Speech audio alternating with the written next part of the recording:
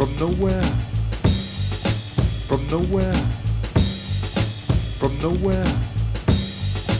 From nowhere. From nowhere. The internet didn't even let this show finish a sentence before dragging it like it owed them $20 in an apology. From the moment Ironheart hit Disney Plus, folks were either ignoring it, roasting it, or reviewing it like they already decided it sucked. But me, I watched the first 3 episodes and I've got some thoughts. No spoilers, no fake hype, just a real review. So let's get into it. We meet Riri Williams, a young black tech genius from Chicago, who's brilliant enough to scare Silicon Valley and stubborn enough to make Tony Stark roll his eyes from the afterlife. From jump, the show makes one thing clear. Riri isn't trying to be anybody's next Iron Man. She's doing it her way, whether you like it or not. She got brains, she's got trauma. She got the attitude that walks the line between I got this and I need therapy. Now that can be a good thing. Complexity, layers, but it also means she's not the most lovable hero out the gate. She's smart, yes, but she's also impulsive, emotionally closed off, and makes a few head-scratching decisions. But here's the catch. That might actually work in her favor long term. Why? Because flawed heroes have room to grow. The setting is fresh. Chicago isn't just a backdrop. It's part of the story. It's grounded, gritty, and adds a layer of realism that a lot of Marvel shows skate past. You get the tension, a young genius trying to balance school, grief, and the weight of her own genius, all while people around her are either underestimating her or watching too closely. And then there's the tech. Look, I'm not saying that this show's FX budget is touching Avengers money, but it gets the job done. Her early suit designs, functional with a dash of do not try this at home. There's a clear opposition introduced early on. No spoilers, but let's just say it ain't your average Marvel villain with lasers and a sad backstory. Instead, the show sets up a more layered conflict. It's not just power versus power. It's belief versus invention. Chaos versus control. Now, is the threat scary yet? Not really. But you can feel the story teasing something bigger. The seeds are planted, and by episode 3, they start to sprout. Just enough to keep me invested anyways. I'll be honest, the pacing in episode 1 moves like it's checking its mirrors before changing lanes, over and over again. It's character building heavy, vibe focused.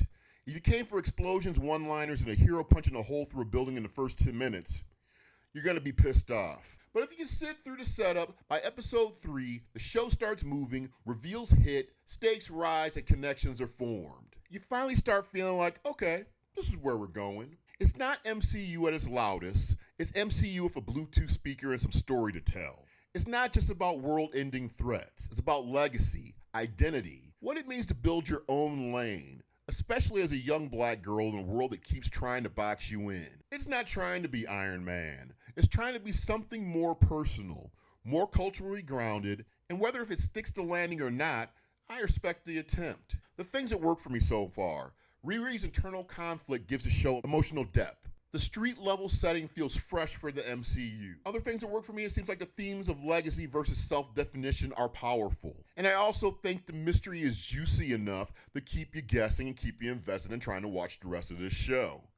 This is definitely not a show I'm just going to just give up on. I think the thing that didn't work at first was just the pacing alone. It just started off really slow. I mean, Riri's personality may turn off some people, especially people that want their heroes to be more likable from day one. The action sequences are average at best. I mean, they're not bad, but there's nothing that I've seen so far that makes me want to rewind and be like, damn, that was incredible. I mean, there is a style here, but not enough swagger yet. If you've loved Miss Marvel, Falcon and the Winter Soldier, or even Moon Knight, you'll probably appreciate the slower, more grounded storytelling in this one.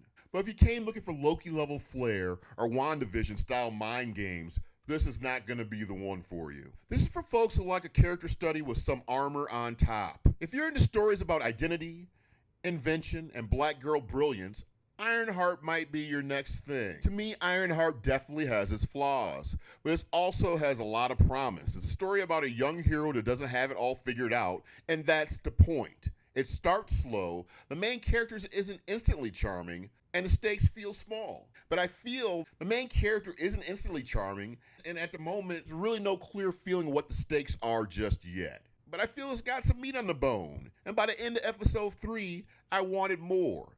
It's not Marvel's next masterpiece, but it doesn't deserve the hate either. It deserves time. If it keeps trending upward, this might be the sleeper hit that folks will regret sleeping on.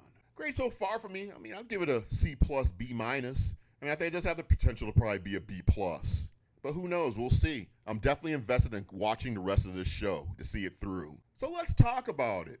If you've seen it, tell me what you think. Is Riri the future or just a footnote?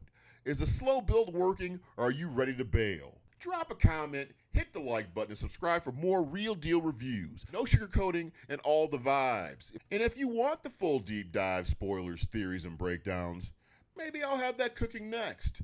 Only on Troy Hill Talks. Stay locked. More heat on the way.